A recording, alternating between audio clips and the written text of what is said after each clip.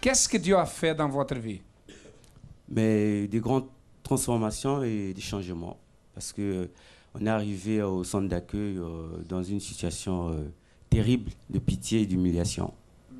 Et depuis qu'on est au centre d'accueil, on voit que notre vie change pratiquement dans toutes les catégories parce que on était des gens qui étaient malheureux, c'est-à-dire sans domicile, sans papier, sans travail, remplis de maladies et tout. Quand on est venu, c'était catastrophe totale. Vous aviez un enfant, n'est-ce pas? Oui. En ce temps, quand on était arrivé, notre fille, elle avait 2 ans. En fait, pendant la campagne d'Israël, il s'est passé que j'avais rendez-vous chez un médecin. Et alors, je suis partie voir le médecin pour une routine. Et là, il m'a consulté. Il a observé que j'avais une boule dans le sein gauche. Il m'a dit, Madame, est-ce que dans votre famille, il y a des gens malades du cancer? J'ai dit non. Il m'a dit, on va faire des examens. On a fait l'IRM. L'IRM n'a montré qu'il n'y avait rien de suspect au fait qu'il n'y avait rien de cancer. Et là, il m'a envoyé plus loin parce qu'il a insisté. Et on a fait une biopsie. Et la biopsie a montré qu'il y avait un petit cancer, d'après lui. Hein. Vous êtes médecin, n'est-ce pas? Qu'est-ce qu'il dit ici? Et pour bras fibroadénome supérieur externe droit, lésion d'allure plutôt inflammante de 17 mm développée dans les cadrans externes du sein gauche, nécessitant un diagnostic histologique. Classification AC4. AC4 signifie automatiquement cancer. Qu'est-ce que vous avez fait? Et là, mon mari et moi, on a eu la révolte. Déjà, quand on était dans la campagne d'Israël, la révolte s'est augmentée encore. Et là, on a décidé de sacrifier tout. On a dit, on va mettre Dieu à l'épreuve, c'est tout ou rien. Je l'ai accompagné dans le rendez-vous. Et quand le médecin il annonce ça, et vous savez, on est des humains, quand on apprend une nouvelle comme ça déjà, ça nous a battus. Et concernant mon épouse, elle était tombée tout de suite. Et déjà, elle a refusé devant le médecin. Elle a dit « Non, je ne suis pas malade ». Et le médecin, il insiste. Il a dit « Non, je ne suis pas malade ». Elle a froissé les résultats devant le médecin. Elle a dit « Je ne sais pas, moi, je ne suis pas malade ». Et voyant qu'elle était excitée, je lui ai dit « Sors, va t'asseoir, laisse-moi, je vais traiter avec le médecin ». Et là, je suis resté avec le médecin. Je lui ai dit, vous savez, docteur, on ne méprise pas votre métier, mais nous, on dit que la maladie là n'existe pas dans mon épouse. Il a dit, oui, monsieur, vous savez, j'ai eu des cas où des gens qui sont venus faire les examens, et j'ai fait l'examen qui s'avérait négatif, mais j'ai insisté pour que et puis les résultats sont sortis positifs. J'ai dit, de la même manière que vous insistez quand les résultats sont négatifs, et bien moi, je vais vous insister à ce que ce qui est positif va devenir négatif. On a fait beaucoup de choses. On est monté sur l'autel de Dieu 4 fois. Et là, c'était vraiment notre tout sur l'autel de Dieu. Et Dieu a répondu. Ok, j'ai ici l'autre. Ça, c'est ça. Ils m'ont donné ça. Je l'ai pris ici. Ok. Aspect radiologique de T, bénigne, kyste ou fibroadénome, diagnostic à préciser par échotomographie. Sein droit, axe 0, sein gauche, axe 0. Qu'est-ce que ça veut dire ça? Comme médecin, ici... Le cancer a disparu et puis il n'y a plus rien dans le sein. Bonjour à tous, soyez bienvenus à cette émission France en direct. Plus une fois, nous sommes ensemble pour vous montrer tout ce qui est possible à travers la pratique d'une foi intelligente au centre d'accueil. Ce sont beaucoup les personnes qui arrivent remplies de problèmes, mais à travers la pratique de cette foi, sa vie a changé. J'ai ici avec moi aujourd'hui Madame Jacqueline. Bonjour, Madame Jacqueline. Bonjour, évêque. Vous êtes au centre d'accueil depuis combien d'années? À peu près 5 ans. 5 ans, oui. N'est-ce pas? Vous aviez des problèmes avant? Ah oui, beaucoup de problèmes, évêque. Ok. Qu'est-ce que le centre d'accueil représente pour vous? Pour moi, le centre d'accueil, c'est une mère, c'est ma mère. Une mère. Oui, puisque une mère donne la direction à ses enfants. Il vous a aidé? Oui. Ok. D'ici à quelques moments, nous allons savoir qu'est-ce qui s'est passé dans la vie de Madame Jacqueline. Mais maintenant, nous allons écouter le témoignage de quelqu'un qui a participé à la campagne d'Israël. Avant d'arriver au centre d'accueil, j'avais une vie voilà, totalement détruite, brisée. J'avais pas de travail. Ça faisait 2 ans que je cherchais du travail. Je me sentais en fait bloquée, étouffée, parce que en fait on était 2. Voilà, c'est-à-dire que je vivais pas toute seule, je vivais avec ma mère, et on était toutes les 2 voilà, à vivre vraiment dans une situation assez précaire. C'est-à-dire on vivait au jour le jour. Et on avait soit c'était en fait sur sa retraite qu'on vivait, ou soit c'était sur voilà, des sous que des gens nous passaient, ou que voilà, on pouvait, c'est-à-dire voilà, c'était des personnes qui vraiment connaissaient la situation et qui nous aidaient, quoi. Donc voilà, c'est comme ça que je suis arrivée au centre d'accueil. C'est-à-dire que j'avais pas de travail, j'avais pas en fait j'avais des projets, mais j'avais rien en fait pour pouvoir en fait les réaliser.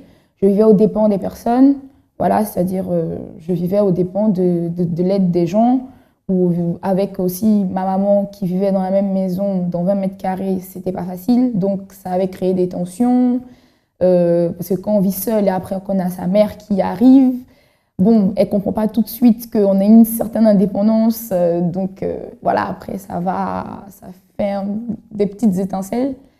Donc voilà, c'était la colère, c'était l'incompréhension, c'était vraiment la déception qui faisait aussi que je réagissais en fait comme ça. J'ai connu le centre d'accueil par ma tante. Elle avait invité ma mère. En fait, elle nous a invités au moment où on était en train de traverser une situation assez ambiguë. J'ai commencé à faire en fait les chaînes de prière. Parce que bon, oui, je ne travaillais pas, donc j'ai commencé à faire les chaînes de prière. Et en fait, tout ce qu'on me disait de faire, je les faisais. Mais il y avait quelque chose en fait que j'attendais impatiemment, avec ma mère aussi, c'était les campagnes d'Israël. Pourquoi? Parce que quand on est arrivé, on montrait les témoignages en fait des personnes, que ce soit en France ou dans le monde entier. Les personnes toujours en fait elles parlaient de la campagne d'Israël et elles disaient que c'était au travers justement en fait des campagnes qu'elles arrivaient justement à conquérir en fait ce qu'elles n'arrivaient pas ou ce qu'elles n'avaient pas pu conquérir depuis en fait un certain laps de temps. Et quand je regardais à ma vie, ma mère aussi regardait à sa vie, on s'est dit bon, on attend la campagne d'Israël, on verra bien. Et c'est comme ça, mais on a quand même continué en fait les chaînes de prière. Et c'est au travers des chaînes de prière que bon, on avait commencé à avoir un résultat. Il y avait déjà eu des résultats, mais on attendait la campagne d'Israël. Alors, déjà, les relations avec ma maman, parce que c'était pas fort, ça va mieux. C'est-à-dire qu'on s'entend, je prends le temps de vraiment apprécier les moments que je passe avec elle. Elle a eu son logement, parce qu'avant, on vivait en fait dans 20 mètres carrés toutes les 2. Et là, en fait, elle a chez elle, j'ai chez moi. Et la campagne d'Israël, en fait, m'a permis aussi d'avoir un logement, c'est-à-dire du coup, que je ne devais pas avoir. C'est-à-dire, c'est avec un contrat, en fait, en intérim, que j'ai eu, en fait, le logement que moi, je voulais avoir. C'est-à-dire que, voilà, un logement neuf, un bâtiment neuf, mais c'était toujours un studio. Et pour moi, je me suis dit, bon, Dieu, il avait répondu parce que j'avais demandé, au travers de la campagne d'Israël, une maison parce que c'est ce qui urgeait. Et après, il se trouve que, il n'y a pas longtemps, j'ai eu en fait à acquérir en fait d'un pavillon, c'est-à-dire un logement plus grand, avec une plus grande indépendance. Et voilà. Et ce qui m'a vraiment étonnée, c'est que j'avais vraiment pas les conditions. Alors le centre d'accueil aujourd'hui, il représente une école, c'est-à-dire on vient, on apprend. On vient en fait en changeant de pensée. C'est-à-dire on pouvait se limiter à une petite pensée, on se disait bon je ne peux pas rentrer là ou je ne peux pas avoir ça parce que ma condition ne me permet pas.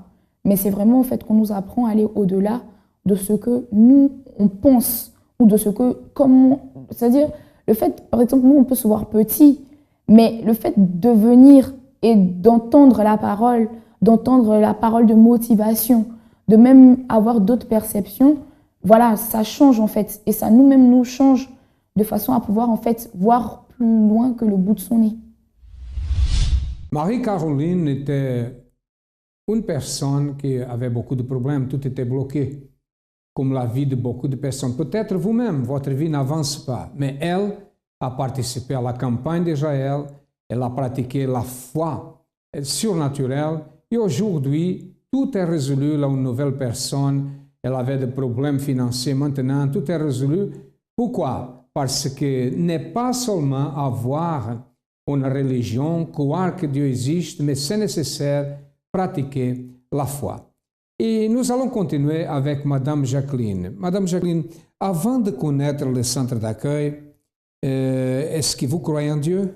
Ah oui, je croyais en Dieu, je pensais que je croyais en Dieu. J'étais 13 ans religieuse catholique, je suis née catholique. Vous étiez religieuse? Oui, oui. Pourquoi vous dites religieuse? Religieuse, c'est-à-dire j'étais partie servir Dieu, entre guillemets. Et, vous allez à l'église? À l'église, voilà, je dirigeais les gens, j'étais censée servir Dieu à travers l'obéissance, la pauvreté, la chasteté. Et pendant un moment, j'avais fait ce que j'avais promis et non, je ne servais pas Dieu. Vous aviez une religion, oui. Mais malgré cela, votre vie ne marchait pas? Non. Aviez-vous des problèmes? Des problèmes, j'en avais beaucoup. Beaucoup? Beaucoup, évêque. Beaucoup de problèmes? Beaucoup de problèmes. D'ici à quelques moments, nous allons savoir quel était le problème qui était dans la vie de Madame Jacqueline. Nous allons voir maintenant plus de témoignages. Vous êtes au centre d'accueil depuis combien de temps? 1 an. 1 an. Quel était le problème de santé? J'avais de l'insuffisance rénale, Insuffisance rénale. À quel niveau? Les médecins, qu'est-ce qu'ils disaient de l'insuffisance? Qu'un jour, vous allez faire la dialyse. Oui. Vous étiez condamné à ça, faire la dialyse? Oui, oui. J'avais 1 mois pour être dialysée. Et puis, j'avais aussi de l'hypertension et je manquais de fer. Bon, j'avais jusqu'à 20 de tension. 20. Qu'est-ce qui s'est passé? J'ai eu une amie, mon petit frère, sa mère nous a conseillé de venir ici. On est arrivé ici et exactement le 13 janvier. J'oublie pas cette date parce que pour moi c'était un jour vraiment je suis sauvée parce que si j'étais pas venue ici, peut-être que je ne serais plus là. Pourquoi vous dites ça? Quand on dit qu'on a l'insuffisance rénale, on voit déjà la mort. Et je venais de me marier le mois de novembre et janvier on a détecté que j'avais de l'insuffisance rénale. Et derrière j'ai 3 filles. Pour moi je me voyais déjà partie. Et en venant ici, j'ai commencé les propos. Mais vraiment, quand je dis les propos, je ramassais tout. Je le dis parce que c'est vraiment la vérité. Tous les propos qui passaient, je le faisais. Et le mois de juillet, je me rappelle très bien, je suis venue ici le matin et l'après-midi, je suis allée voir le professeur qui me suivait. Le professeur, il était étonné parce que pour lui, la maladie que j'avais et les examens qu'il avait faits, ça n'avait rien à y voir. Et il m'a dit, ce même jour, il m'avait dit que madame, vous êtes guérie de 99,5%. Combien de pourcentage? 99,5%. 99%. Et même aujourd'hui encore, parce que même les docteurs, ils ne comprennent pas. Le professeur qui me suit, il ne comprend pas. Il continue de chercher où est passée ma maladie. Aujourd'hui encore, je suis allée faire un IRM, aujourd'hui, à 9h30, avant d'aller au travail. Ils m'ont regardé, ils m'ont dit, madame, votre maladie, je ne sais pas où il est, mais on prendra un autre rendez-vous. Donc, chaque 6 mois, je dois aller voir le professeur parce qu'il cherche où est passée ma maladie. Mais vous êtes guéri. Vous vous sentez bien? Je suis en pleine... La tension artérielle, comment va-t-elle? 12. 12. Normal. 1 à 12. 12, 7, 12, 8. 12, 3. Et je suis en pleine forme. Amen. Grâce à Dieu. Que Dieu vous bénisse.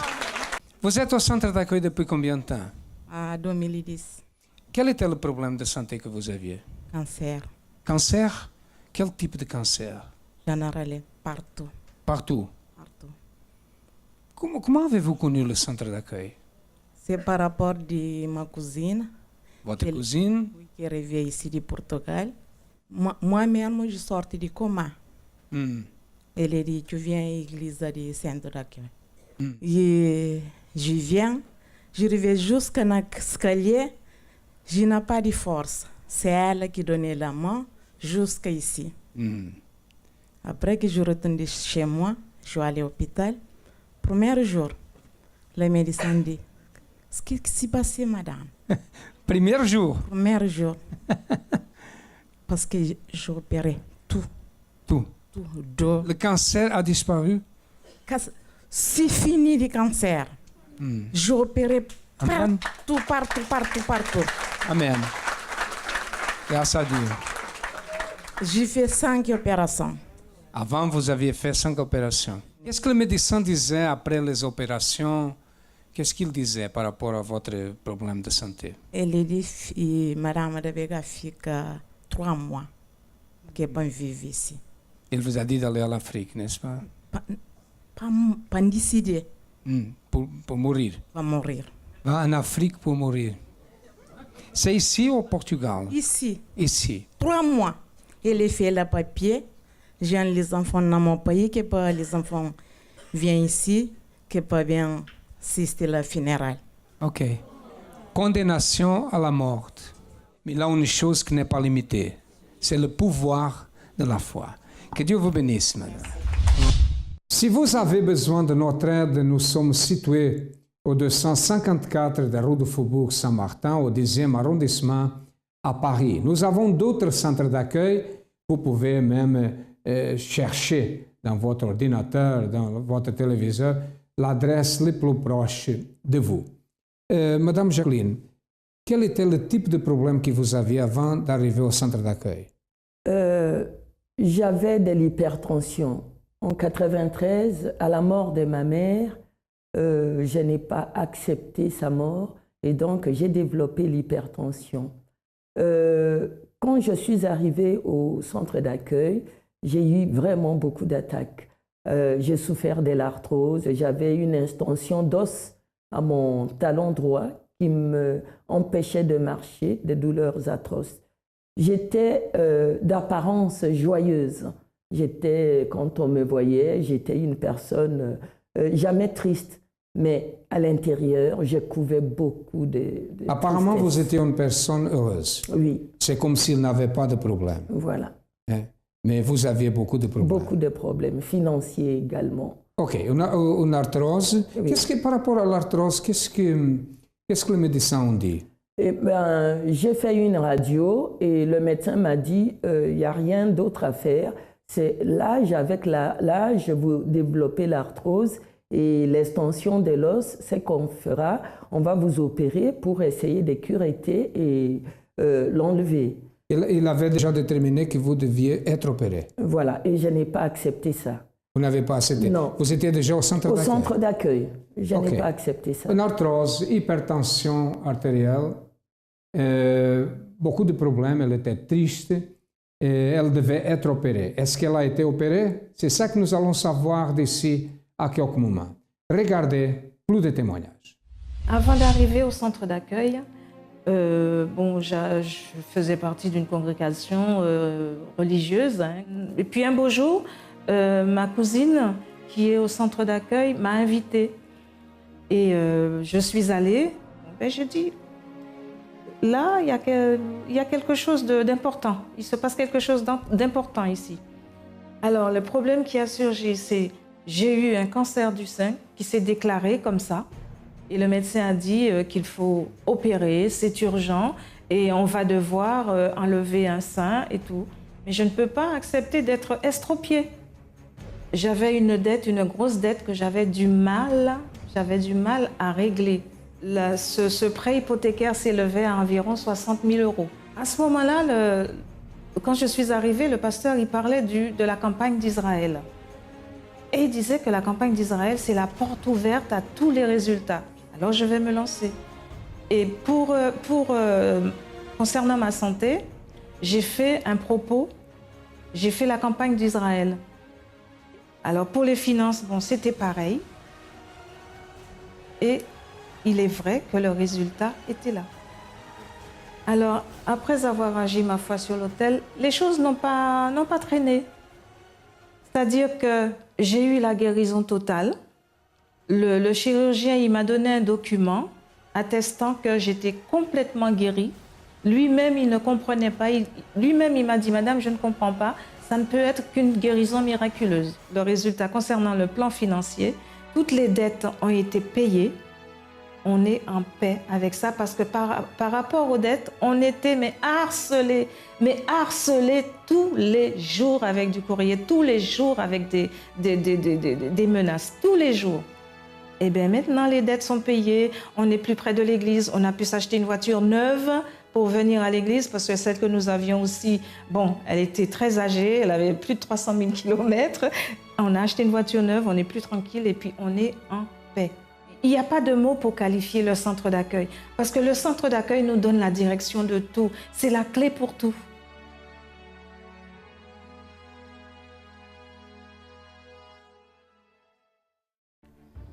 Avant d'arriver au centre d'accueil, j'avais des problèmes de malédiction. J'ai mon fils qui est né drépanocytaire et les médecins m'ont dit qu'il n'allait pas marcher. Et il y avait des problèmes d'échec scolaire. Oui, mon mari, en fait, un jour, il avait beaucoup de palpitations. Donc, on a vu un cardiologue et il m'a dit, si c'est ce que je soupçonne, votre mari est entre la vie et la mort. Donc, on a fait des examens et finalement, il a été opéré à l'hôpital. 8 heures d'opération où ils ont pris le cœur, ils ont mis à côté. Mais les médecins m'ont toujours dit que pour son âge, c'était pas... On voit rarement les gens avec... On opère rarement les gens avec cette maladie. Et après, un jour, j'étais en train d'expliquer à une copine que j'ai trop de problèmes dans ma vie. Et c'est comme ça que quelqu'un m'a tendu le semeur. Et c'est comme ça que je suis arrivée au centre d'accueil. J'ai participé à des campagnes. Comme dernièrement, ma fille a fait une tentative de suicide. Je sais que si je n'avais pas Dieu, je pense que ma fille n'allait pas vivre. Alors que les médecins me disaient qu'il va falloir peut-être faire une transplantation du foie. Et c'est les mêmes médecins qui m'ont dit non, non, non, elle va bien, elle va sortir dans 2 jours. Ma vie, elle va bien. Mon fils qui était malade, qui était drépanocytaire, il est guéri. Mon mari, il est guéri. Ma fille qui a eu des problèmes d'échec scolaire, aujourd'hui, elle a fini ses études, elle s'est mariée, elle attend un enfant. Tout ce que je pensais que tout ce qui était malédiction dans ma famille, aujourd'hui, pour moi, Dieu a mis la main, il a ôté cette malédiction et le centre d'accueil représente pour nous un lieu qui nous apporte beaucoup de joie, beaucoup de réussite et je remercie Dieu vraiment de m'avoir conduit ici. Toutes les femmes ont des rêves. Elles rêvent d'être belles, mais parce qu'elles ne s'aiment pas, elles n'y arrivent pas. Elles rêvent d'être reconnues, mais elles ne se reconnaissent pas. Elles rêvent de faire carrière, mais leur plus grand échec se trouve dans leur intérieur. Elles renoncent à leur bien-être en faveur de ceux qu'elles aiment, mais en retour, elles reçoivent le mépris, l'humiliation et l'abandon. Femmes, vous avez de la valeur.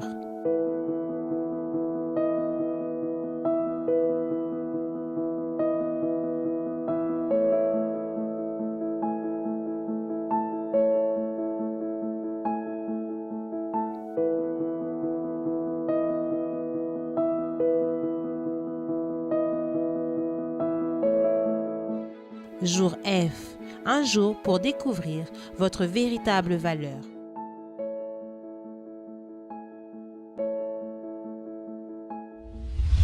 Tel comme nous disions il y a quelques minutes au début de l'émission, n'est pas avoir une religion ou participer à une église ou lire la Bible ou croire que Dieu existe pour que les choses changent. Non, la foi exige la pratique que nous pratiquons. N'est pas seulement connaître, c'est pratiquer. Nous sommes en train de parler avec Madame Jacqueline et elle avait une religion, elle participait, elle lisait. Vous lisez la Bible? Oui, mais je ne comprenais la Bible. pas. Vous connaissez un peu la parole? Oui. Mais votre vie ne changeait pas? Oui, puisque je ne pratiquais pas. Ok. sa vie n'a pas changé, malgré connaître la Bible, malgré avoir une religion, être religieuse, sa vie ne marchait pas. Mais un jour, elle a connu le centre d'accueil. Comment avez-vous connu le centre d'accueil? Eh bien, évêque, j'ai ramassé un prospectus, le semeur. La revue du centre d'accueil. Voilà. Et en 99, j'ai ramassé cette revue. Et j'amène à mon mari, j'ai dit, regardez, oh là là, ces gens, ils inventent n'importe quoi pour gagner de l'argent. Regarde. Mais on n'a pas jeté ce semeur. 10 ans après, au même endroit à Ivry-Courcouronnes, je ramasse la même revue. Et là, on avait des gros problèmes dans ses études. Alors je lui dis, ben, regarde, j'ai ramassé encore cette revue. Est-ce que tu ne peux pas aller voir? Et c'est comme ça que c'est lui qui est arrivé le premier. Et il m'a dit, Jacqueline, je pense qu'il y a quelque chose là-bas. Et il a commencé à venir. Vous avez participé aussi de la campagne d'Israël? Plusieurs fois. Plusieurs campagnes. Chaque fois qu'il y avait une campagne, je participais pour ma vie spirituelle. J'ai pas beaucoup, jusque-là, j'ai pas sacrifié pour ma vie financière, puisqu'il y avait des gros problèmes spirituels.